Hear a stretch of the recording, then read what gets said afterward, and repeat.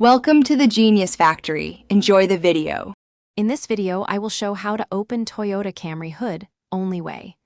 Locate the interior hood release on the driver's side kick panel and pull firmly until you hear a click.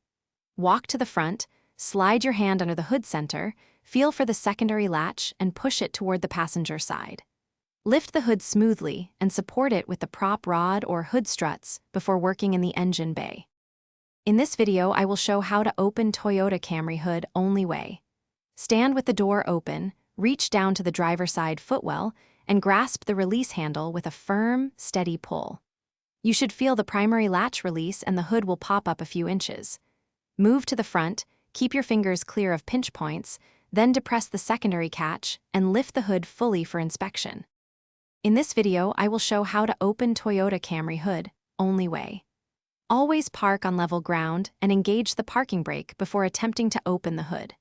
Allow the engine to cool if the car has been running and use gloves to avoid grease and sharp edges. Keep hair and loose clothing secured, and if the hood is stiff, check for frozen or misaligned latches before forcing it open. Thanks for watching. If you found this helpful, don't forget to like and subscribe.